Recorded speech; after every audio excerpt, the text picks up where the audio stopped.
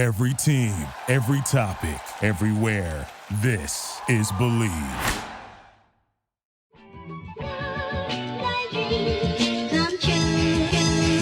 Welcome in to another edition of the JMU Sports News Podcast. I am Bennett Conlon, joined by Jack Fitzpatrick, and the Dukes are 3-0. The Dukes are 3-0. It may have not been the prettiest game. The offense may have sputtered at times. But regardless, James Madison is 3-0. They are undefeated. I believe they are now 9-3 against FBS teams in this transition, quote-unquote, period. Transition period, my butt. This team looks like it is ready to dominate some FBS action. I was impressed. I'm impressed with the last two games, just finding ways to win. I don't think they've actually played a complete game yet. Yeah, I wouldn't say I'm impressed. Okay. They won. Like that is all that matters. Like, you know, at the end of, but I didn't walk away from either of those games going like, that was a good football game. I'm impressed with that 60 minutes of football. Maybe I'm being too harsh. I will say college football, I've watched a decent amount the last weekend. There's a lot of bad football or like inconsistent football. So getting the wins with the inconsistency is good, but also agreed, like they played a lot better during the Signetti era, like cleaner games. Yeah. So yeah, I'm impressed they're 2-0. I'm not impressed with the games they play, or I guess 3-0. Sorry, I didn't mean to leave out Bucknell, but I'm just not impressed with how they did it. We'll get into it. I'll be optimistic throughout this podcast. I'll probably finish out a little pessimistic. We've got a lot of advanced stats. We have EPA, expected points added, net yards, yards per drive, net average yards gained, points per. We're going to dive into it and trying to figure out what exactly the issue is for this JMU offense, what the issue is for the JMU defense. But first, we want to let you guys know that football is back, and BetOnline is your number one information source for all of your sports wagering info with all of the up-to-minute stats, news, scores, and matchup breakdowns. Get the latest games, odds. Get the latest odds, spreads, and totals from the NFL to college football, all at your fingertips with BetOnline's real-time updates, statistics, news, and odds. From week one all the way to the college football postseason and the NFL postseason, BetOnline gives you access to the best football promotions and contests available anywhere online. So head to betonline.ag or use your mobile device to get in on the action. Remember to use our promo code BELIEVE, that's promo code BLEAV, to receive your 50% welcome bonus on your first deposit. BetOnline, where the game starts. If you're using that 50% welcome bonus, I highly urge you to use it on James Madison University football this weekend against Utah State. I'm kind of surprised. We'll talk about that spread at some point, I'm sure, but kind of like the Dukes this weekend. But we've also got to give 3-0 a shout out. Very important. The Valley Collab House in Harrisonburg. We're recording on a Monday today. We do not always record on Mondays, but it is Minuteman Monday. $3 Minuteman pours. You've got one on the screen. $3 for that bad boy is a pretty good deal. Tuesdays, you're getting half off cases at the Valley Collab House. And I'm still impressed every Friday, First Tap Friday, a new brew is released weekly in the Harrisonburg tap room, which is pretty darn cool. So some great stuff there. Very excited to be working with them another year and to be on their Instagram today. And to be on their Instagram. And if I'm not mistaken, I think their Instagram posted this Hop Slide, which is they've been doing cool beers. It's a 10-year anniversary of 3-0 this year. So to celebrate, they've been doing a lot of these cool beers. One of them they did in collaboration with New Belgium Brewing. And it's a cool IPA. Highly recommend it. But currently, I believe they're 4-packs. So it's 4 16-ounce cans are only $5 at their tap rooms. So it's a great deal. An amazing deal. And it's one of my favorite beers that they have out right now. So I highly, highly recommend it. And if you happen to be getting engaged anytime soon, There's a reason Christopher William Jewelers has been voted Best of Virginia year after year. It's not just one thing that sets us apart. It's everything. It's the selection, extensive and unmatched, with every engagement ring, loose diamond, and fashion jewelry chosen for quality and brilliance. It's the service. From our diamond experts to our master goldsmith, our team shares a passion for what they do, and it shows. It's the atmosphere, both glamorous and laid back. See for yourself why people can't stop talking about Christopher William Jewelers in Harrisonburg and Weir's Cave. Yeah, that's where Virginia goes to get engaged, folks. Shout out to all our partners. And 3-0. I didn't mention this on the first time through, but we have the live podcast that is what I think maybe more than tentatively set for November 17th at 5 p.m. in Harrisonburg? We have a poster being made, so I would hope that November 17th at 5 p.m. is all but locked in. But there's a men's basketball game that night at 7 p.m., so come on over pregame, talk with us. I think we're going to do a little bit of a different setup for that podcast, probably more audience-based, talking more just general musings about JMU athletics, JMU sports department, JMU football, men's basketball, women's basketball, all that great stuff. So come hang out with us for a few hours before the game. Head on over for tip-off post-game. And then JMU football is the next day. Yeah, it should be a really fun weekend. It's going to be an electric weekend. I can't wait. Either wherever we end up getting our Airbnb or hotel or whatever, we'll be drinking a good amount of 3-Notch beer, hanging out, having a good time. And hopefully we'll be having as good of a time as we did during that Troy game. Actually, would you say you had a good time during that game? Maybe a better time. Yeah. Better time would be good. They the last 5 offensive possessions ended in punts, other than the victory formation. But anytime you can punt 5 consecutive times in the second half and then end with a victory formation against the reigning conference champion, you've got to be somewhat pleased. Yeah, I guess. No, you do have to be pleased. 100% you have to be pleased with the win. And I mean, at the end of the day, they are undefeated. The defensive line held Troy to negative 12 rushing yards on the entire game. They are one of, if not the best run stopping unit in the entire nation. The defense probably played its best game from start to finish so far this season. Granted, that's a small sample size, but still was an electric performance by that defense. The special teams sneakily may be one of the best units in the entire nation. And I'm fully bought in on Ryan Hansen, the Arkansas State transfer punter. He's awesome. The offense left me with some kind of hesitancies, but look, they put up 36 against UVA to beat the Cavaliers in Scott Stadium. They back that up in a classic letdown spot with maybe a little bit of a clunker offensively, but the defense does exactly what it needs to do to pick up the slack, which is what the offense did the week before and pulled through with the win. I mean, that's my optimistic take from this game. I think that's fair. Yeah, it was frustrating to see some of the offensive drives. I'm sure we'll get into some play calling gripes. But they did win against a good Troy team, as you mentioned, in a letdown spot. I mean, like Troy won the league last year with that very similar blueprint of like just ugly, low scoring games. And they went 12-2 doing it. So it's one where, I mean, their winning streak, whatever it was, they got it to 12 before Kansas State beat them or whatever. So like they have a good program. I think their coaches are good. It's on the road. Wouldn't say it was a hostile environment because they probably inflated their attendance number by like 20,000. I don't know how do you get away with that? I guess it's like tickets sold and like season tickets. And maybe I think you probably count everybody in the thing, but it's certainly wasn't people in the stands. I know it rained a little before, but like, come on, it was pretty bad turnout, I thought. So not necessarily a hostile environment, but still a tough opponent with good coaches. And they ground out an ugly one. For sure. I mean, Jordan McLeod went 18 of 26 through the air for only 200 yards. He was sacked 3 times. Kalon Black led all rushers with 78 yards. His long on the night was 28 yards. He did average 6 yards per carry, which is really promising. But as a team, this is inflated a little bit because of Jordan McLeod's sacks, but they averaged only 2.3 yards per carry. Not the best number. And Elijah Surratt, he's really good, man. He led the team with 6 catches, 62 yards, and a touchdown. The St. Francis transfer is balling. I think he might be the best wide receiver on this team. Is that too crazy to say this early in the season? He's got really good size. He's got good hands. He's pretty good after the catch. I think it's him and Reggie Brown look like your 2 best. Although I kind of want to see Taji Hudson and Phoenix Sproles get the ball more. Like they're both good players. I thought they were really impactful against Virginia.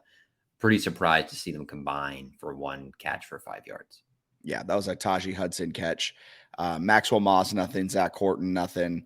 Kai Wright had his first catch as a JMU Duke, 1 catch for 8 yards.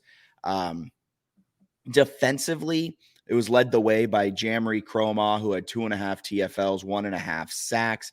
He also led the team with 6 tackles. Jalen Green also 6 tackles and 1.5 sacks as well. And Mikel Kamara, 2 sacks. James Carpenter also a sack. Yeah, Kamara was really good. Chroma was really good. I mean, we've kind of said it a lot, right? The defensive line, the starting defensive line is very good. And they were good because Troy tried to throw on most plays, ended up taking 6 sacks. They got theirs a little bit through the air, but I think you're pretty pleased holding any offense to 14 points. Yeah. Kamani Vidal, the leading rusher for Troy, only had 11 attempts. He only gained 27 yards. A big reason why JMU held Troy to negative 12 rush yards was the fact that Gunnar Watson had negative 44 yards, because in college football, when you get sacked, that goes as a negative rush attempt, even though it was a sack. So that kind of is how that number got kind of a little bit out of whack. But Watson dropped back 46 times, threw the ball for 333 yards, 2 tutties, 1 interception. He was sacked 6 times. Does the secondary bother you at all that they left up 333 yards through the air to Gunnar Watson, or does it not matter since at the end of the day they only put up 14 points? I'm okay with it because they threw 46 times and because they got some sacks. It's different, right, than the whatever it was, 578 against Georgia Southern last year. Yes. I thought they did a decent job. They obviously gave up some plays. Devin Coles had an interception. Deep end, D'Angelo Pons is no longer as much of a bit, where I was expecting him to maybe play more his second year or beyond that. Recovered a block punt for a touchdown last week against UVA. Came in and played meaningful snaps this week. Would not be surprised if he had sort of that Chauncey Logan rise where he is cornerback 2 pretty soon. Well, the Signetti comments in the Zoom call today with the Sunbelt Media, it sounded like there may be a change at boundary corner here coming up soon, or potentially seeing Pons in there more. Signetti said he needs more out of the boundary corner. That's currently Devin Coles. Chauncey Logan plays the field corner. But, I mean, we could realistically see D'Angelo Pons listed first in the 2 deep at cornerback opposite Chauncey Logan. That's awesome, man. Don't throw it into the deep end. Don't throw it into the deep end, baby. But I was excited about that. I think they're still kind of figuring some stuff out. The safeties probably haven't played as well as they would hoped. And I don't know that there's drastic room for improvement given a lot of their age, to be honest with you. I think the pass defense will probably be a weakness all year. But if you get 6 sacks and don't give up any rushing yards, you can kind of work with that. Yeah, and I think that's what we've been talking about for all off season and in the beginning of the season. It's not the fact that you need a fantastic secondary, because your defensive line should get home in 3 seconds, maybe a little bit more at times, maybe a little bit less at times, but you just can't have a secondary that against UVA allows a completion in a second. And that happened at Georgia Southern too. So Troy had a lot of longer developing pass plays, but if a team is apt to maybe hit more quick slants, more bubble screens, more, quick hitter out routes, that's where I think JMU's secondary can really, really start hemorrhaging yards. I think so too. I think that's what's still a little bit scary, especially when you look at South Alabama has a more competent offense than Troy. Georgia Southern, despite the many, many turnovers against Wisconsin, can still move the ball. I will say this. That does bode well, I think, for JMU, because I think they're going to try and get those turnovers. So if there's turnover worthy plays, they're going to go for it. The issue is when a quarterback is smart with the ball. I'm very worried that South Alabama is just going to torch the secondary.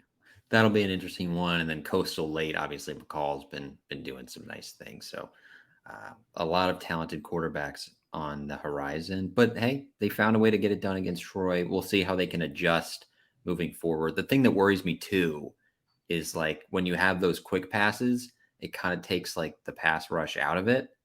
And right now I feel like the pass defense is best when it takes a little bit, because the pass rush can get home and bail out the secondary. If you come to a point where they're not bailed out, I'm concerned. Well, so JMU's secondary, and I'm going to lean on EPA here, expected points added. So on a per play basis, you can break it down in a per game basis. So against the pass this season, JMU's secondary has allowed 1.21 expected points added per game. So essentially what that means is with all the pass plays put together, you put them kind of into a bucket, and on an average basis, you could expect those pass plays to account for 1.21 points that they'll add to the scoreboard at the end of the game. It's just a way to kind of see how good a specific part of a team is playing, how good a unit is playing. And it's just a good way to contextualize how good or how bad a team is. And so for the secondary, allowing 1.21 EPA per game isn't necessarily the best. That's 86th in the nation. For comparison's sake, JMU's rush defense on a per game basis has a negative 7.93 EPA per game. So on average, JMU's rush defense is taking more than a touchdown off of the board. So at the end of the day, the EPA per game is looking really good at negative 6.72, which is 45th best in the country. But the issue you can circle, and it pops right off the page, is the fact that the secondary can get got. And kind of with what you were saying, if a team can exploit that, it won't matter that you can't rush on them. We saw what Georgia Southern did last year. We even saw what Troy did in this game. They were just content with throwing it 46 times with Gunnar Watson. I'm not sure, but I'm going to go out on a limb and say that may be near his career high in pass attempts in a game. And they just couldn't necessarily convert. Watson threw an interception, which was a drive killer. If you get if a team has the opportunity, JMU's secondary, JMU's defense against the pass won't hold up for a full 4 quarters. And I very much worry about that. Yeah, I think that that at least gets us into one. And I don't know if we have a listener question section or if you want me to start throwing them out as they come in. Throw them out as they come in. Okay. Daniel Merriman, our close friend, our close confidant. My man. He asked, if teams decide to only throw against us, can the secondary, specifically the safeties, hold up against the gauntlet of the Sun Belt East? Good question.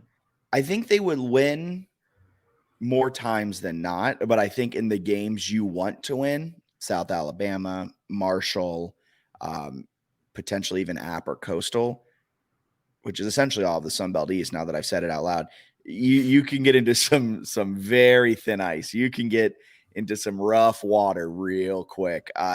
Do I think they can hold up? Yes, because I don't think a quarterback will necessarily be hitting on every single one of their throws. I think the pass rush will get there at times, on longer developing plays. All JMU's defense has to do, and they talked about it on the broadcast on NFL Network this weekend, all JMU's defense has to do on first or second down is get you off schedule, and then they have you right where they want you.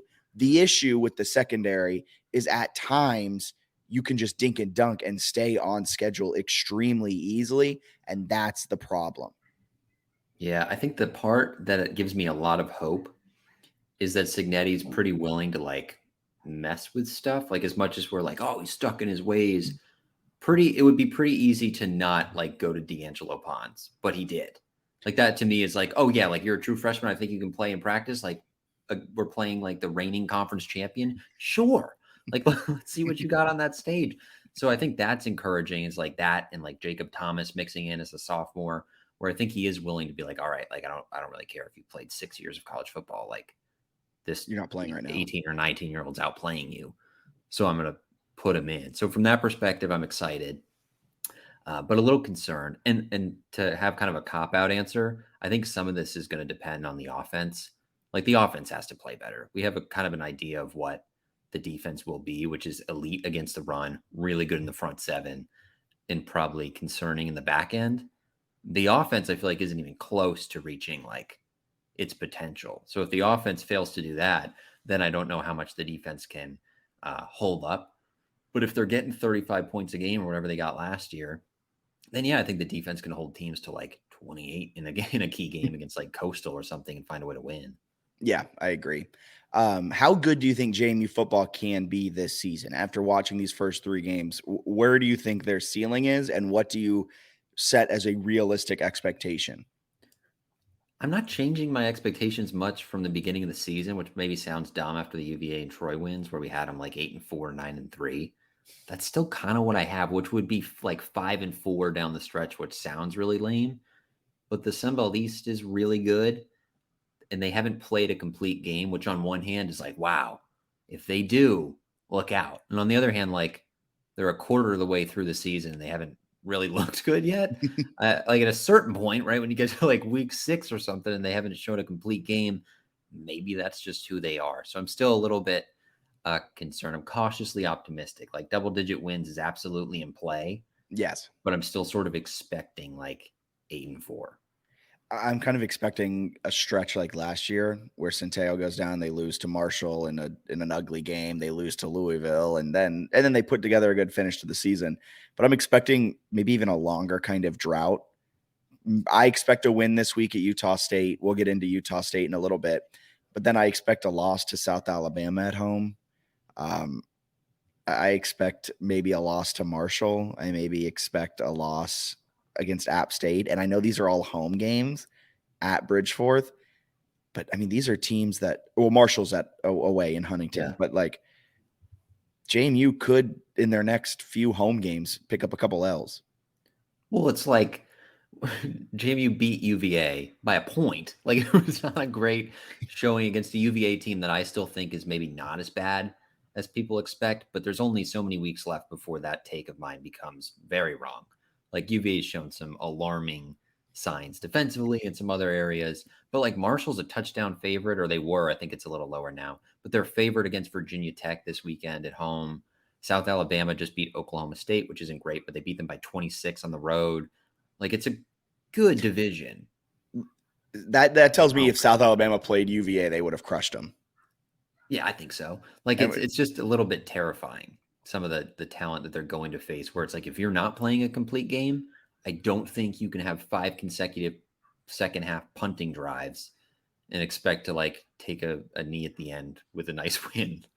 And we also talked about this a little bit last week. This team goes through really long offensive lulls. Against UVA, they didn't score between the second and third quarter, and then they didn't score again until like 9 minutes left in the fourth. And then in this game, in the second half, when you kind of needed a touchdown drive with any of those 5 punts, a touchdown drive all but wins it for you. You get a field goal in the second half, and that's it. And you still win, which is really, really good. Like, can't take that. A win is a win is a win. The defense stepped up big time every time they were called upon. The offense stepped up big time in the UVA game when they were expected to step up. A couple third down conversions. There was a couple long third down conversions in that Troy game that helped set up the field goal. But like at the end of the day, you have to just drive down and score. You have to just flex your muscle on these teams. And it feels like JMU hasn't done that. And I think I'm in the camp of, I don't know if this team can do that because like you said, we're a quarter of a way through the year. They played an FCS school. They didn't look sharp in that game, and that's the one game you need to be looking sharp in if you want to be a contender in the Sun Belt East. And then if you didn't get a fluke punt block, and I hate playing the what-if game in sports, but like what if they didn't get that? They lose that game. And then I could do a lot the other way too with some – like if you make one tackle against UVA, you stall a drive or something like that. You're right. I get You're that, right. though. I get You're that. right. But I hear what you're saying. I think the other point that's probably worth noting, and I think most people probably have picked up on, we're picking nits. Like we think. Yes, very much. They are 3-0 at the end of the day. Like they are 3-0. They won with an offensive display, putting up 36 points against an ACC school who has one of the best defensive lines in the ACC. If you put that defensive line. Allegedly. If you put that defensive line on paper, quote unquote, with their 15, 28-year-olds into the Sun Belt, they're probably one of the better defensive lines in the Sun Belt. And Jamie put 36 points up on them. That's fantastic. Then they go on the road in Troy in a classic letdown spot, and they just boa constrict the heck out of the Troy Trojans. Awesome win. But there are some real concerns. Some real concerns, but again, right, transition year, second year, they're doing some great stuff. Like yes, if you had told me they were 9-3 with one of those losses being against Marshall when their starting quarterback was ruled out 5 minutes before the game, right, and they were still in a position to win it in the fourth quarter, and another one of those losses was to Louisville, an ACC school, I'm trying to think of, and another loss, they allowed 600 passing yards, and they never did it again the rest of the season, I'd be like, okay, that sounds like a pretty good transition time. They've been doing a great job. So, yeah, just to point out, because I know there might be a few people who are listening is like, these guys are lunatics. It's just, I think we're debating whether they're going to go 8-4 or 11-1, basically, right? It's like what they need to do to get to that. But the Troy win was a heavyweight win. Like, you win that one, you just want to do like the heavyweight belt kind of thing. The way they played defensively in the Great call strength out. they Great showed call out. there, I thought was really impressive. And you got to put them to sleep. You just got to go to sleep. You got to go to sleep. And I don't know how many times I would do the belt, but probably like a dozen at least. And then I mean, okay, can we talk about that video real quick? Was Chroma trying to stop him from doing it, or was he egging him on to do it? Based on what Signetti said, it kind of sounds like he was corralling him to be like, it's okay. Like, we don't, but I don't know. I don't know either way. Shut up, Daniel. It really was. Defensive line coach. If you haven't seen the video, I guess the Troy student section. Should I pull it up? The... Should I try and pull it up? Yeah, see if you get it to come up. But then the tweet was also funny in its own right, with the Troy fan being like, "Stay classy." It's like it's not like he was giving him the bird. That was the best. Like, and he goes, if you can't handle being pestered by a student section all game, don't coach. Don't fan if you can't handle getting like your shit rocked when you lose. One of my favorite memories from the Richmond JMU college game day game, whoever that running back was who torched JMU's defense would go to the exercise bike right near the student section, like between every like Richmond score when the defense would go back out and like taunt the fans. And it was awesome because like he was cooking the Dukes. It's like, yeah, you got to be able to take that. If you win a game, you're allowed to do what you want. A little okay. Up, by the way. This is the video. Absolutely epic.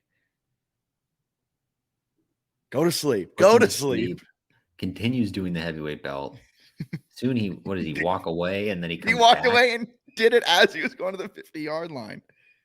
This is great podcasting. For those who don't tune into the live stream, be sure to tune in the live stream every Wednesday at 7 p.m. It's Monday this week, but every Wednesday at 7 p.m. on Twitter, Facebook, and YouTube.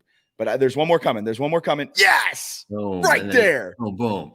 And then the kisses to the fan. Oh, he comes back. Oh, more. I did see a couple people out there, unbiased observers, that said it would have been nice to see a little change from just the heavyweight belt. I think that's where the sleep came in. But if maybe there was a third move, and I know Signetti said he talked to him about it, but he said that wasn't what they want the program to do and things like that. I think there's probably a possibility Signetti also got to him and was like, hey, like, let's get a third move in there, right? Let's try to work some things in, just make sure that we're really representing the brand correctly. Yeah, and another way they can represent the brand correctly is changing up how they're calling these first downs, because, man, is it bad. Do you want to share what you have found about this JMU offense through 2 FBS games? Yeah, so I kind of threw out the Bucknell stuff just because I think they were trying some things and kind of a scrimmage more than a game. But against UVA and Troy, 65% of JMU's first down plays have been runs. They've averaged 4.1 yards per run on those first down runs, which is not bad. But they've had staying ahead of the schedule. They had a lot in there, though, that were like -1, -1, -2, 1 that are kind of tough. Passing plays, they averaged 10.1 yards per pass on the 35% of those, with 4 of the 18 plays going for at least 30 yards. So obviously it skews the average a little, but at the same time, like, if you're getting 20-some% of your like first down passes as explosive plays, maybe something to consider. Especially when you're at like even explosive plays aside, you're averaging a first down on first down. Right. And my big concern. I know that's so just like cut and dry, but like 10 yards on first down is amazing. The big concern was kind of some of the passing against Troy, where they were really heavy on the early down. So first and second down is considered an early down. They ran it on 60% of those against Troy, passed on 40%. On those early downs, they had a 53% success rate on the passes, which were only 40% of those plays, right? And the rushes had a 25% success rate. It just felt like a spot where like Troy thinks you're going to run the ball on first down. I don't think they're wrong. Like you might need to stretch the defense a little bit. So I would like to see a little more just variety in terms of the plays. Yeah, and a big reason they're getting these explosive plays on first down isn't because they just run the routes better. They're just not being more clinical. They're not just, dicing them up. It's because JMU's running it at a 65% clip on first down. So the smart thing to do as a defense, as a defensive coordinator, is on those early downs to bring a safety into the box, or honestly bring both the safeties down into the box like Troy did at times and like UVA did at times. So within about a 5-yard radius of the line of scrimmage, you draw a little box tackle to tackle and back, and you normally have 8 to 9 guys in that box on the early downs, and JMU is repeatedly just running into a wall. They're essentially taking their head, there's a brick wall in front of them, and they're just hitting their head against the brick wall as hard as they can over and over and over again.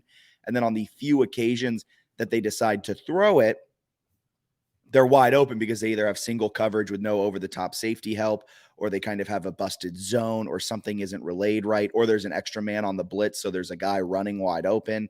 There's just so many different ways around it. So this isn't as easy as saying run the ball less, pass the ball more on first down, because the reason they're getting these great explosive plays on first down and they're averaging 10 yards per play on first down is because they're running it at a 65% clip on first. Yeah.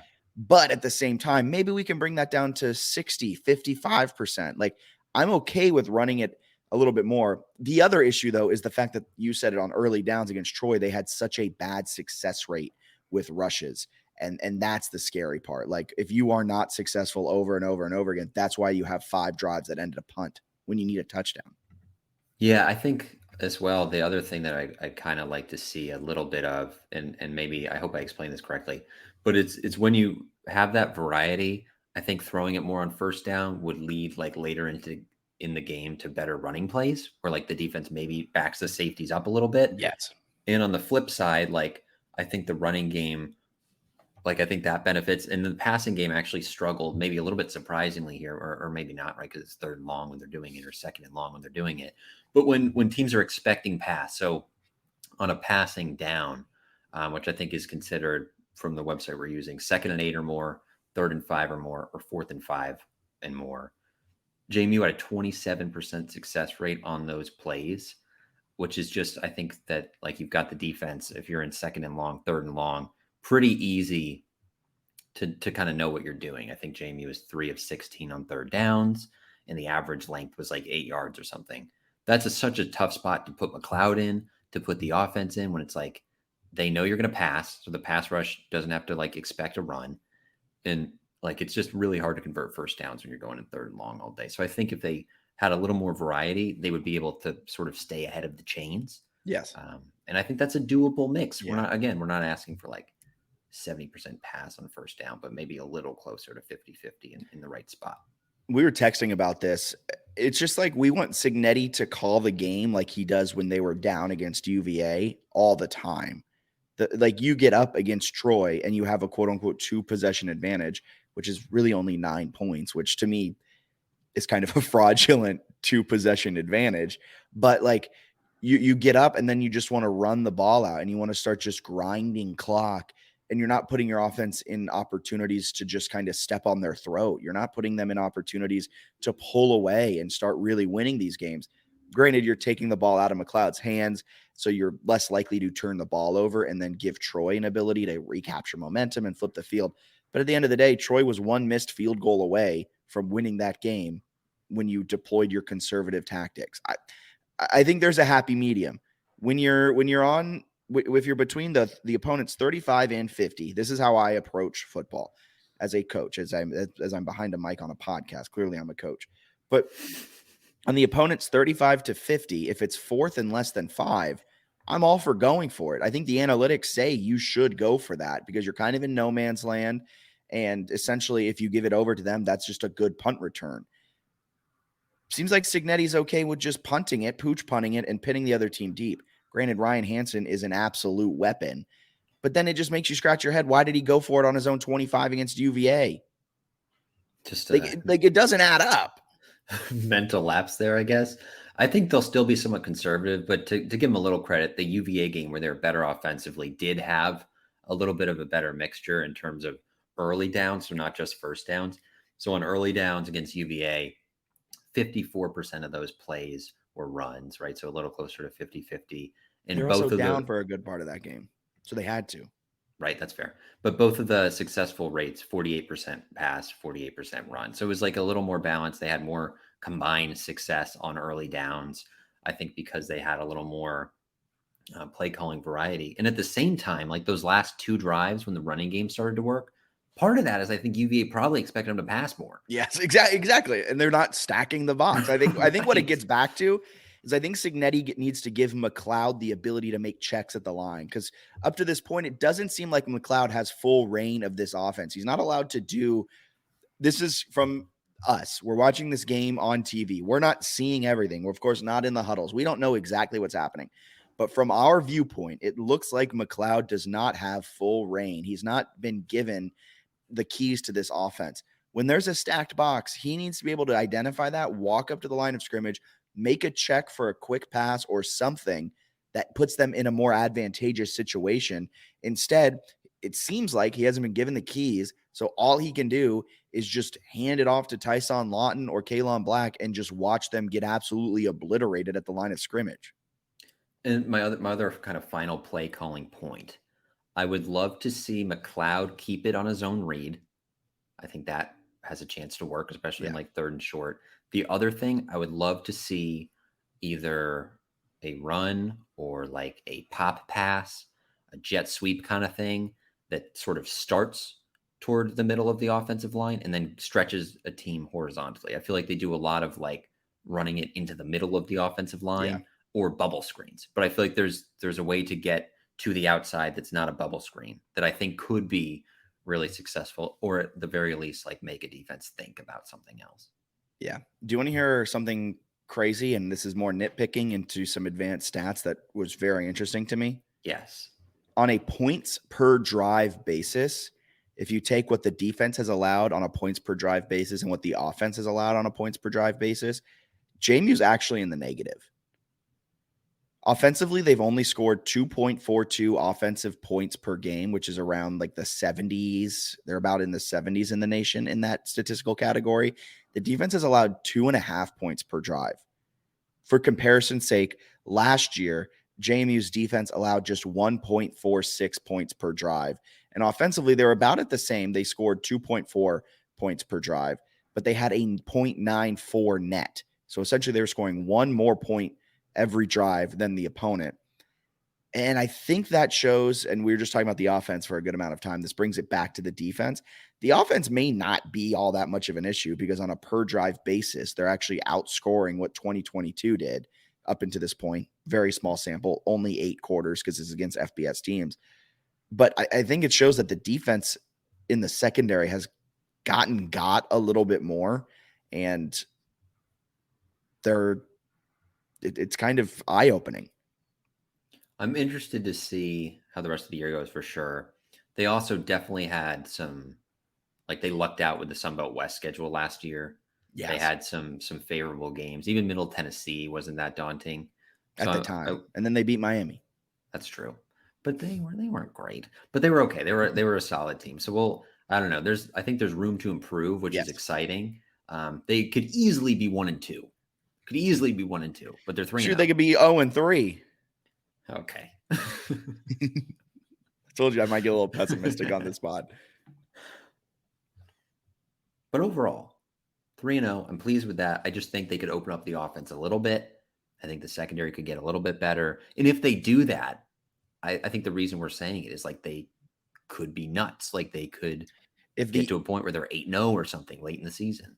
If the safeties and the secondary can kind of just give us 25% more and the offense can kind of find a rhythm, I think this team can compete for the Sunbelt East. I think right here, right now, I don't think they're a Sunbelt East competitor. Like I don't think they'll be in the mix for it at the end of the year. Really? Daniel also said Jordan Swan is very much being missed. Yes. That safety group is lacking something. Maybe it's Jordan Swan. I don't know. I think Q Reed needs to play more. I like Q Reed in the passing game. Meehan's made some plays. I don't know. We'll see. I want to give D'Angelo Pons a chance to sort of get in. Well, he's a corner. He's a corner. Swan was a corner, wasn't he? I thought Swan was a safety. I thought he was a corner, but I don't know if they moved him, but they would list him at corner. Okay, so my fault. So you're right. Well, that's where Pons comes in. Yeah, The okay. deep end comes in, he's the replacement, boom. Okay, perfect. I do want to shout out this quote from Anonymous over the Overreaction Corner. Sure. Did make the final cut for the Overreaction segment, but we were talking about aggressiveness and decision making, so I wanted to say what he said. Signetti may be getting a talking to. I would love to see who that talking to is from. Jeff Bourne brings him into the office. You've underperformed, Mr. Signetti. If sloppy games like this continue to happen, even though we're winning these games, there's absolutely no reason they need to be this close. It feels that Curt Signetti doesn't make enough adjustments to the opponent early in the season. But if this continues to happen and we end up starting to lose these sloppy games, there has to be a conversation about Signetti's job security. So, folks, we are week 4. JMU is 3-0. And in the overreaction corner, we've gotten some people calling for Signetti's job already. So keep doing you, JMU Nation. I also don't totally agree. Well, obviously with all of it, but like the part where it's like he hasn't adjusted to the opponent when they won a game that was like way higher scoring against Virginia, and like that game was literally defined by how they adjusted during a rain delay compared to Virginia. And then you also look at like they were willing to play the ugly Troy game, muck it up, and found a way to win. Like I think they've done a pretty good job of being like, hey, field goals maybe don't make sense against Georgia Southern. They kind of definitely make sense against Troy. I will say too, I'm very interested to see how they like play against South Alabama. Like if it's 4th and 4 from the opponent's 37 and they don't go for it, I'm going to be very upset. But if they start going for it there, it's like, okay, they understand the situation. So I'll reserve full judgment until then. Going from there, we're going to head to the overreaction corner. Yes. This one, Bennett's very excited. I'm so excited for these. Okay. I'm going to go through them and read them out loud, and I want to just feel your reaction through the screen. We're going undefeated and getting a waiver to play in the Sun Belt title game in the college football playoff. It's written, baby. Anonymous said that. What are your thoughts? My thoughts are that the group of 5, like the top of the group of 5 right now, is not great. There's not like a clear cut, this team is going to get the New Year's 6 spot. So the JMU online chatter and honestly, probably even some media coverage, if they're like 7 or 8-0, there will absolutely be articles, tweets, petitions for like waivers for the Sun Belt to change their mind. So if they can keep winning, it's going to get silly with this kind of take. JMU will win out and make a New Year's 6 bowl. Matt B. Honestly, don't they have like the pinstripe bowl? Probably a better chance of making the New York 6 pinstripe bowl. Play calling is atrocious, Daniel. I don't know if this is our Daniel or another Daniel, but I love it. Yes and no, right? They got some room to improve, but I don't know. First down play calling is atrocious. 65%. That's fair. Throw it a little more. When will the rest of the Sun Belt believe? Particularly the other fan bases, not necessarily the opposing players and coaches. I love the little amendment to it. When will they believe? Well, actually, not the other team, just the fans. I don't think they'll ever believe until JMU wins a championship. It is funny though, right? We had the Troy boys on and they were talking and they're like, look, like you guys have a good team. We haven't quite arrived. Like you got to beat us in our hostile environment that I guess gets scared off by rain. I don't know. It's like, I do think there's a little bit of doubt still where it's like, oh, they're solid. It's like, no, JMU's really good. If they beat South Alabama, like I'll go over the top with it all. Also, the West, any fan base from the West should just they can't talk. Be very quiet. Shut up. What kind of division is that? ULM, really cool. You're the CAA. Get over it. I don't know when this person put in their answer, but it's I miss Everett Withers. I like to think this is like a uniform combination fan, and they just want to see a little more creativity on like jerseys and helmets. I was like, what do you miss about him? Bold predictions. JMU chokes a 21-plus point lead at some point this season, and Barnett wins the quarterback job back by the end of the season. Anonymous. I kind of like get the idea, but McLeod hasn't done anything wrong yet. They just McLeod's been fine. He's been very good. They just don't throw it very often, and when they do, it's like 3rd and 8. So regardless of which quarterback you're putting into that situation, it's not going to go well. McLeod's yet to throw a pick, right? Correct. That's very good. And our last overreaction, swimming in the deep end, ponds on fire, regardless of how sloppy that game was. Wow. Keep ponds on the 2 deep. Patrick McGrath. This one I put in specifically for you, Bennett, just so we can hype up your boy. Keep him on the 2 deep. Put him at starter. Also, it sounded like, so he had that big hit, right, where he busts up a screen. And it sounds like the announcer said that he could also reach 22 miles an hour in practice. I don't know if Dollison can do it too, if they got signals crossed. If I'd love to see those two race. We've only seen Dollison get 1 touch for 3 yards. Pons has barely played now, but maybe they could do like a hype video where it's just the two of them like slow motion running the 40-yard dash. That'd be a pretty good hype video. Or fast motion might make more sense for talking about their speed. Slow mo is probably a bad idea. All right, going from there, we got some news or snooze. You ready? Yes. All right, Bennett's going to hit me with 3 quotes. I'm going to decide if they're newsworthy or snooze-worthy. Hit me. We moved it from Wednesday to Monday, so it'll be 1 quote and 2 factoids. Okay. Okay, perfect. Yeah, because we do not have near as much quote material as normal. But we'll start with a Cignetti quote. He's being asked about last week when he was pissed about practice. Maybe the practice wasn't quite as bad as maybe I communicated, but the subsequent practices were much sharper and we are ready to play. Newsworthy because it's hilarious, but in reality, it's snoozeworthy. The fact that you mentioned this, he used a double maybe. Maybe the practice wasn't quite as bad as maybe I communicated. Maybe I blew it out of proportion and I don't know. It's absolutely hilarious that he's just like, did I say that? I said that. Because it was a David Teal question. He was like, the question was something along the lines of like, last week you said you didn't have the guy's attention and you needed to get the attention. What did you do that week in practice after that really bad practice you talked to us about to get their attention? And Cignetti was kind of like, we're all trying to figure out who said it was a bad practice here, folks. Yeah, it's like, how'd you get their attention? I always had their attention. I never lost it. But you said, maybe. Pretty funny coaching tactic there to get the guys extra fired up by just being like, you were bad. And they're like, we were actually fine. All right, hit me with the next one. Number 2, ESPN's Football Power Index has JMU ranked 84th. I think it's a predictive metric, but it has them 84th nationally, and it has them, I believe, in the bottom half. I think they're 8th in the Sun Belt in FPI. What are your thoughts? Snoozeworthy. Predictive measures haven't really figured out reclassifying schools yet, so take all of that with a grain of salt. The most important thing is, I believe, according to like the USA Today ranking 133 teams, JMU's like 26th out of them all, and Alabama's like 25th. So JMU could beat Bama. This is the year we want Bama. That's true.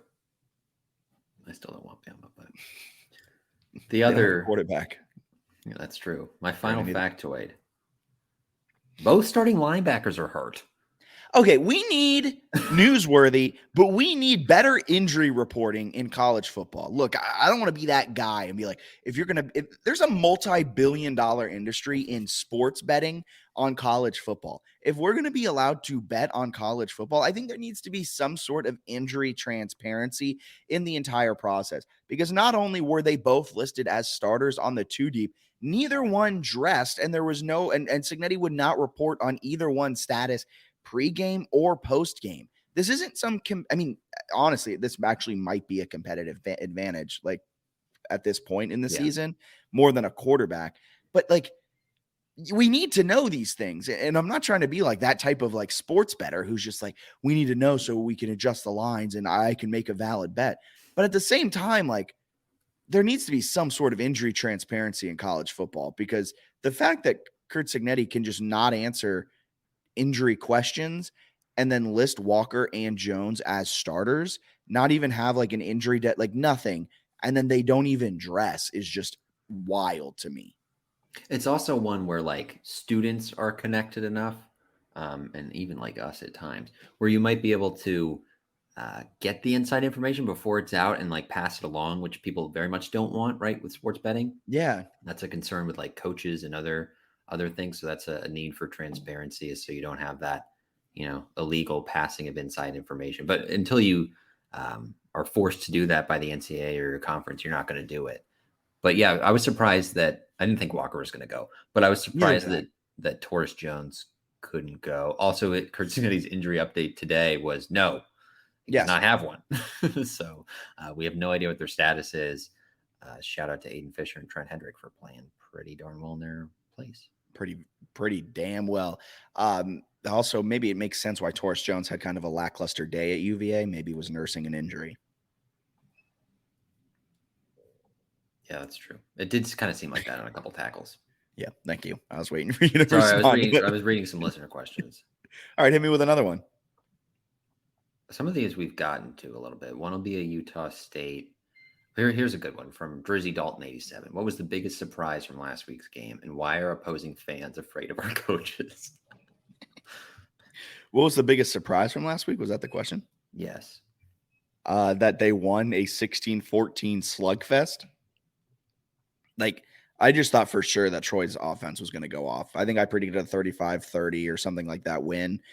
I didn't think the secondary would be able to play that well. I thought the rushing offense of Troy would at least get a little bit of something going, not necessarily saying they were going to average like 5-6 yards a carry, but I thought maybe they'd average 2 or 3, and instead they averaged negative yards. So I was just shocked by the way the defense played, in all honesty.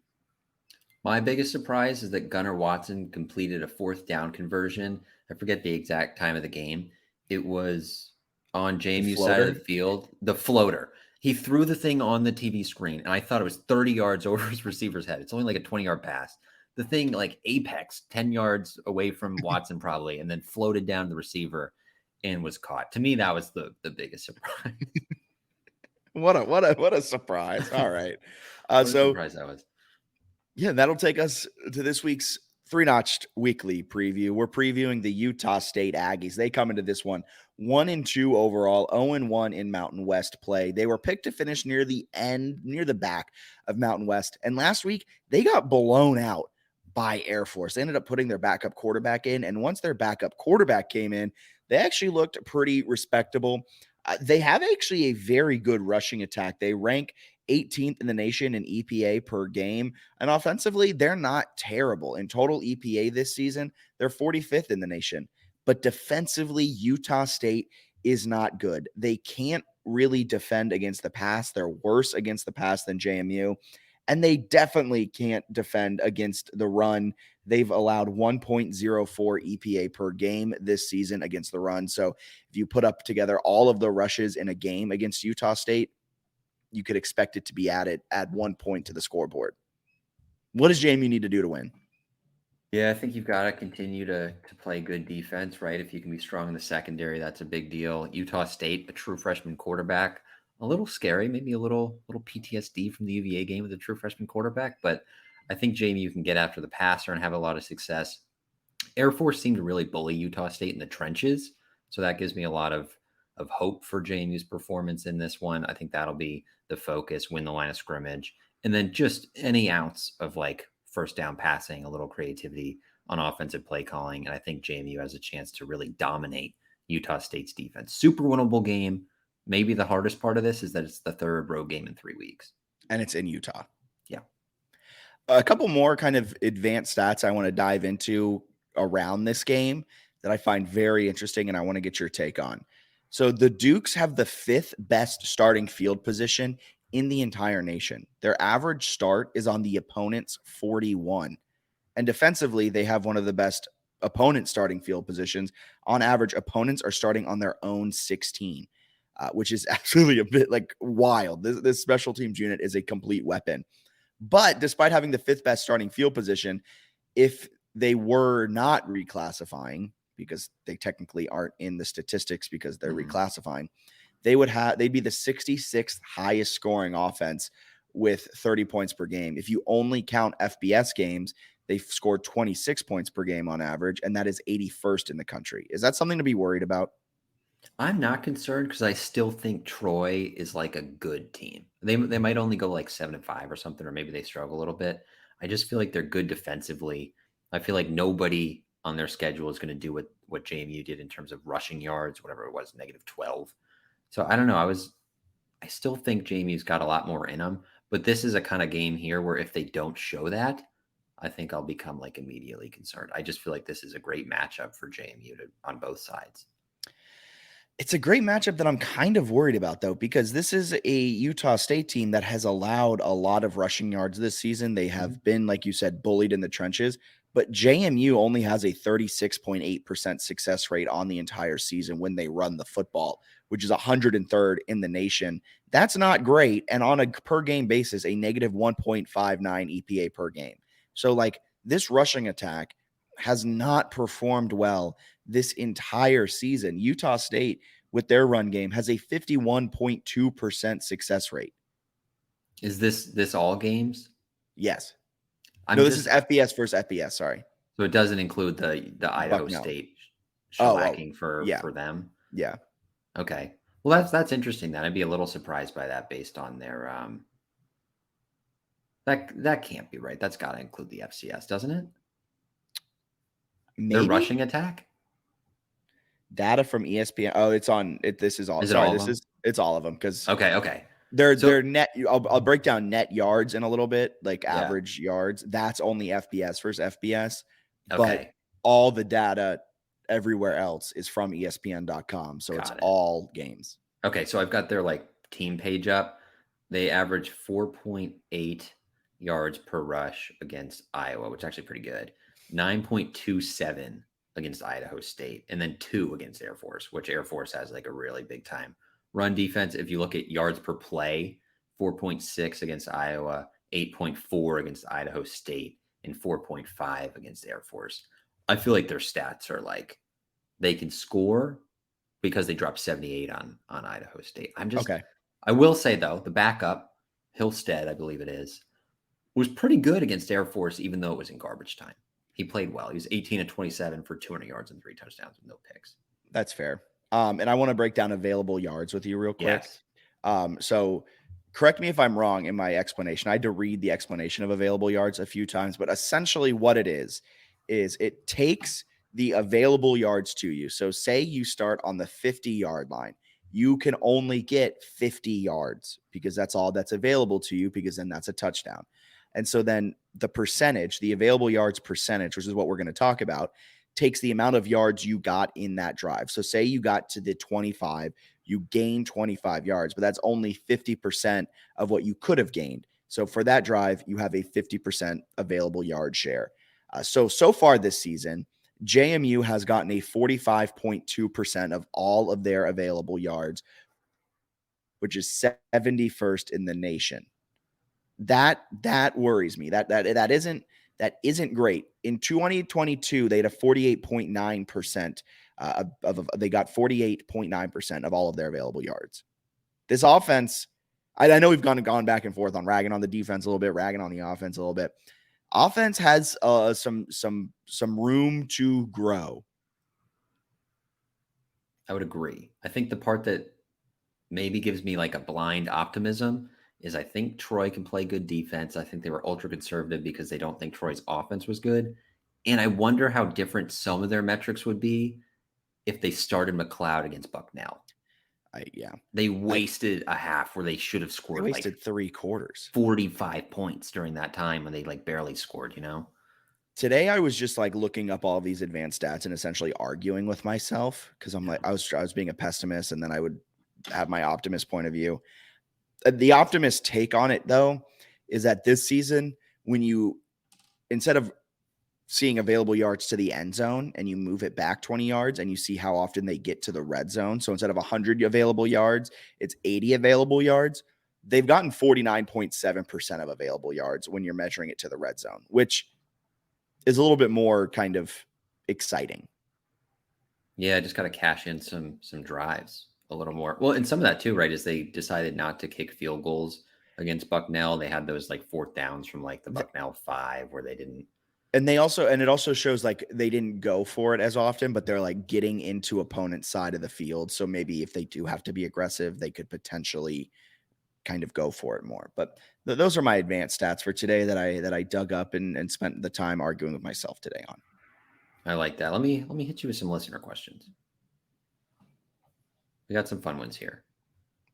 Shane Molderig.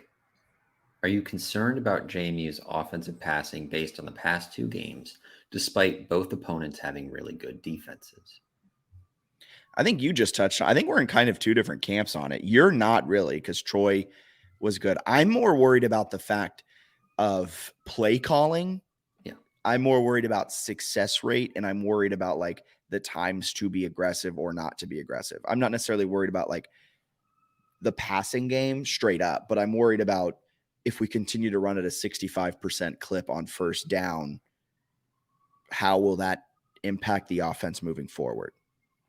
I just think it'd be fascinating if they started a game with like 7 play action passes. Like just we're going to throw it or we're going to run McLeod on the outside. Like a little something where a defense is like, oh, great. They're not going to just run it up the middle on first down. Like that makes it hard for us. Also, not to get like full nerd, because I try and not get too nerdy on this podcast, but I love like going into the minutia of it all. Play action, you don't need a good run game to run play action. Like this is a fake thing. Like coaches always talk about, you need to be able to run the ball to set up play action. You need to be able to run the ball to set up the pass. No, you don't. That's all fake. Whatever the first coach to start that rumor was should be given an Emmy for acting, because that is just all a lie.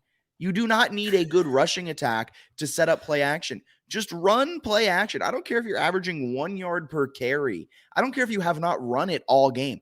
Run play action. That's all. I'm with you. All right, a couple other good ones. One from Kyle English at Kyle_English5. Thoughts on this Utah State freshman quarterback? Could he pose an Anthony Calandria style threat to our defense? I'm going to be honest. Can I make a hot take about Anthony Calandria? You can. I think he's going to be like a really good starter for UVA. He showed some really nice stuff against Maryland until the fourth quarter, but he showed some good stuff. I think the Utah State guy, they seem to like him based on what I was reading online. I also saw one of their fans had posted, he's like 5'10", 185 pounds. He basically like looks like Calandria.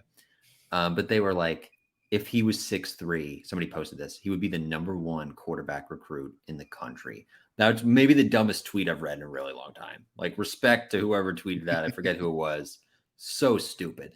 I don't think he's nearly as good as Calandria. He might be okay. They do have some good receivers, but I'm not panicked about it at all. I think their offensive line is a concern. I know kind of maybe similar to UVA's, but UVA's was like more concerning because they're in the ACC maybe than like the actual offensive line.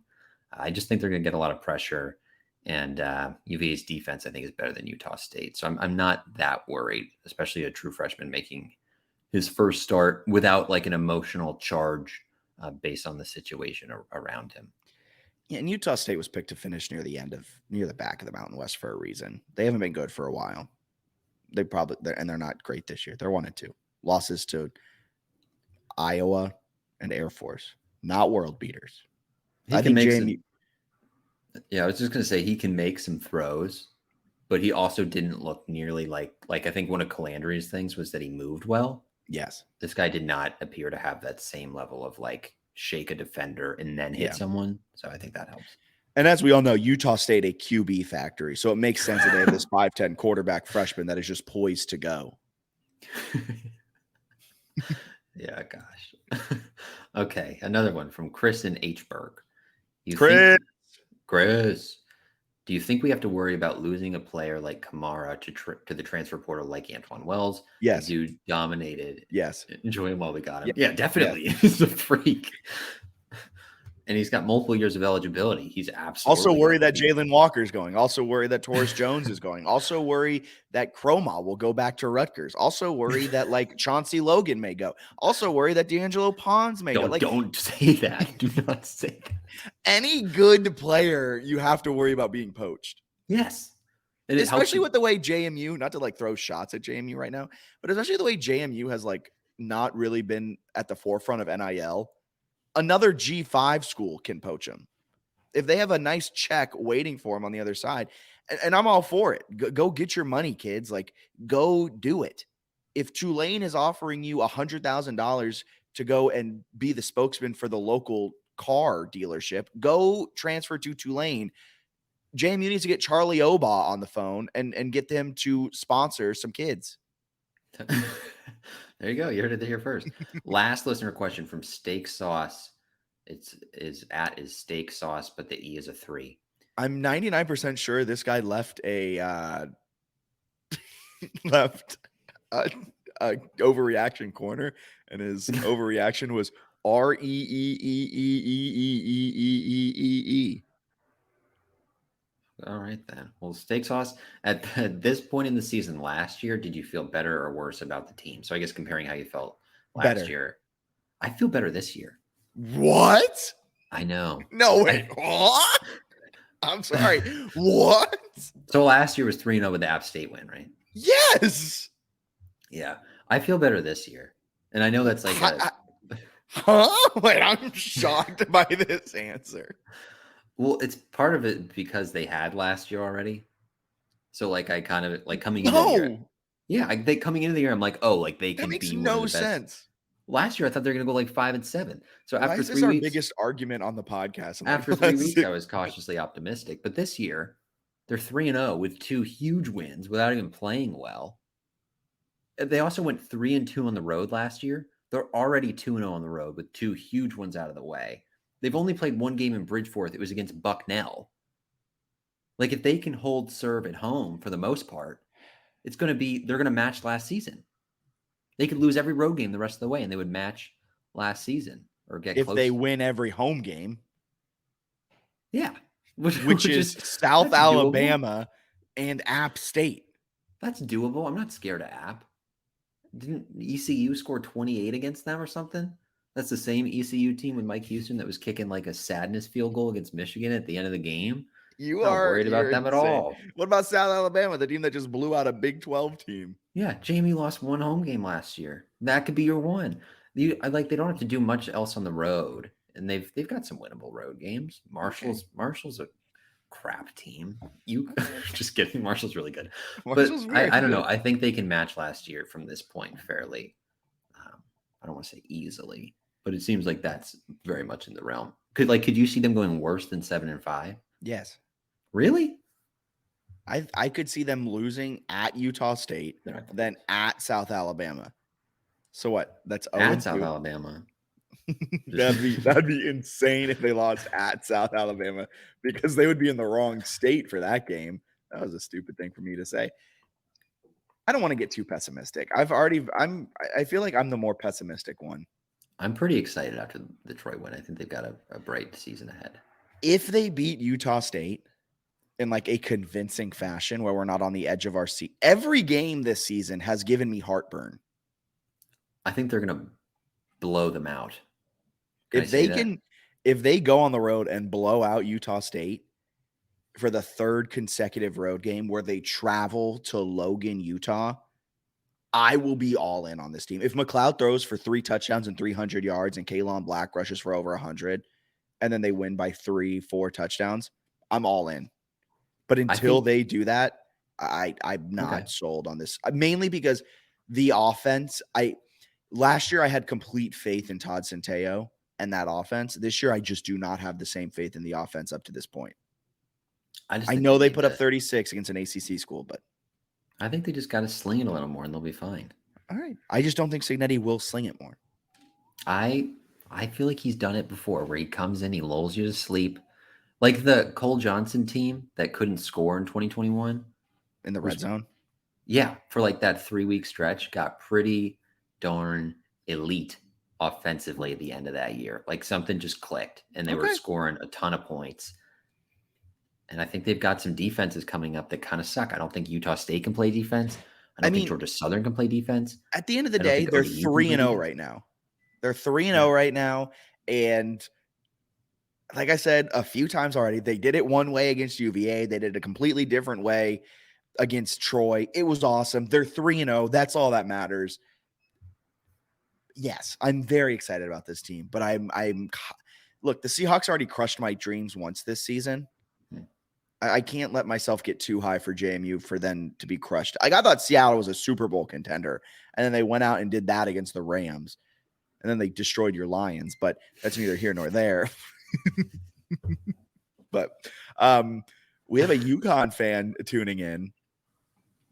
Love that. We're crap. We know we're crap. But once we start thinking we're the crappiest team in the world, we get good. And then we think we're good and get crappy. And so he said, this is why I have to root for JMU too. Well, you're going to be in a predicament later in the season, sir.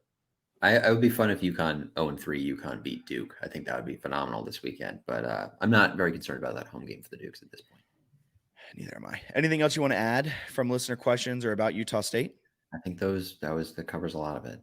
Perfect. So that brings us to everyone's favorite podcast segment. We've been nominated for like 15 Webbies for this segment. It's the Sun Belt Weekly Pick'em. Starting things off, Virginia Tech, Marshall. Marshall was a touchdown favorite at one point. Does Marshall win? Does Marshall cover? I think Marshall wins a close one over Virginia Tech. It's at Marshall. I'm also going to go with Marshall. Oh, also worth noting that the current weekly pick'em record, Bennett has a 2-game lead. Back-to-back weeks, he beat me by 1 game. Last week, you went 11-1. I went 10-2. What did I get wrong? Do you want to know? Yeah. Wake Oh, you Forest. don't have it up. Sorry. No, I do. No. If you I have know. it up, yeah. Wake Forest. That's crap, man. Oh my god. You were one held lead away from a perfect 12. We've never had a perfect week, I think. That's tough. All right, so I'm also on Marshall. Western Kentucky at Troy. I think Troy bounces back and Troy gets a bounce massive back. win. Be a little alarmed if they don't, to be honest. It would be nice to see them bounce back. Georgia Southern at Ball State. Can Georgia Southern go into Muncie, Indiana, and take down the Cardinals? I think so. One of those interesting cross-division games this week. Got a bunch of the cross like G5 games. I like Georgia Southern. I love Georgia. I thought they were going to take it to Wisconsin, and then their quarterback threw 15 interceptions. Yeah. Oh, this one's going to be a tough one. I don't know if ODU has it in them. Texas A&M Commerce at ODU. Yeah, I mean ODU at this point, they've already lost to a couple P5s, but now they get Texas A&M coming into town. Commerce, and I think they're going to get it done. I think so too. I think they're going to make it close and almost blow a lead like they did last week, but who knows? Unbelievable, man. Central Michigan at South Alabama. Can I say a take? Yeah. I'm back on the South Alabama train. I think they're the best team in the Sun Belt. The West is trash, and they're going to just sleepwalk their way through the West this season. But like whoever comes out of the East is going to get royally smacked down by the Jaguars. They're really good. Unless it's JMU. JMU will royally smack them down, but we're not eligible to play, so. We do play them at home, so I guess we'll see. I'll take South Alabama in this one.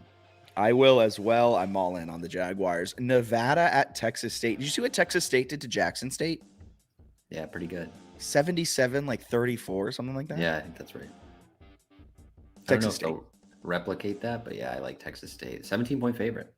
I love what GJ get. Like he did what Everett Withers thought he could do, which was win at Texas State. Everett Withers never won anywhere except for JMU, barely. It's a real party in the end zone now. It's a party in the end zone, baby. Southern Miss at Arkansas State. I don't think Arkansas State will score more than 10 points in this game. Give me Southern Miss. I think the funniest possible Sunbelt West outcome would be Arkansas State like figuring it out and getting to the Sunbelt title game. But I don't see that happening, so I'll take Southern Miss. App State, Wyoming. This one's in Laramie. Also worth mentioning that like I did it earlier this season that the Sunbelt East has a bunch of people that just travel a ton. One of them being App State to Laramie, Wyoming. And then there's like Georgia State who barely travels. And it's kind of hilarious. Right. I think Georgia State for the entire season travels about 2,600 miles. The earlier in the season when Coastal went to UCLA, that was like a 2,500 mile trip. That's incredible. But I'll take Wyoming. Pick this? Oh, what? I'll take Wyoming. Wyoming's short favorite. They're really good. They already beat Texas Tech. They hung in there with Texas for 4 quarters on the road. That's a long trip for App State. Wow. This was a tough one. I'm going to be honest with you. This is tough. You know why? I'm down 2 games. You're already chasing. Do I play contrarian here? Or I go Wyoming too? They nearly made Texas not back. Buffalo, Louisiana is the final game before we get to JMU, Utah State. Buffalo is pretty bad, and you know what that means. It means they did already appear on Liberty's schedule. I like Louisiana to win this game. I'm clipping that and putting that onto all of Twitter. So all of Twitter hears that. Give me the Raging Cajuns. What happened to Buffalo? They used to be good. I don't Did they know. lose their coach? Yeah, well, they had Leopold, right? And then he went to Kansas. And then he started winning there. Crazy concept. Yeah. So that's it. Oh, wait. JMU, Utah State. Give me your winner. Give me your score prediction. You said you think JMU blows them out. Yeah, JMU 38-10. What? I will be floored if this game is close. And if it's close, it's because they're going to lose the turnover battle like 4-0. I think Utah State is bad. I think JMU is good. I think JMU wins 24-17. That will cause me to panic. I don't think I'm not sold. I think they're winning this game, but this is so Wait, tough. we missed a biggie. Which one? Thursday game. Oh. Georgia State Coastal. So sorry about that, guys. Georgia State went into Charlotte and they took down Biff Poggi's squad. Did you see Biff Poggi's comments after the game? Biff Poggi's willing to fire everybody now. That's what Georgia State can do to a program, all right? So JMU better be careful when they go down to Atlanta later this season, because Georgia State has a tendency to make you just question everything and want to fire everyone and just simplify all your schemes. That's true. This one's a scary one. I kind of think Coastal has a chance to be really, really good. Was impressed with them against UCLA in the loss. Feel like they're close. Georgia State maybe sort of skirting by. So I'll say Coastal wins this one. I'm going to go Georgia State. This like is that. Georgia State's stamp. This is their way to just arrive on the Sun Belt East scene. Also, how scary would it be if Georgia State wins this game? Like, that is a lot of very good teams in the East. Yeah, there's nobody really truly awful. Like Old Dominion is probably the worst, right? But they're not awful. And they look kind of good. But yeah. Anything else you want to add before we get up on out of here? Just a quick shout out to Jeff Bourne's retirement. Shout out to Jeff Bourne. I'm sure we'll get into that later on. Some basketball time, some off-season pods when they're looking for a replacement. But that's going to be a massive replacement. That may be. I saw a few people say this on Twitter, and I don't disagree. That might be the biggest hire in JMU athletics history. Yeah, I saw the sports blog guys were on that stand. Probably true, right? I think so. I mean, if you hire wrong, an athletic director can like single-handedly torpedo an entire department. More so than what Roe did to the men's basketball program. All right, for Bennett Conlon, my name's Jack Fitzpatrick. You guys have a wonderful rest of your day. See ya.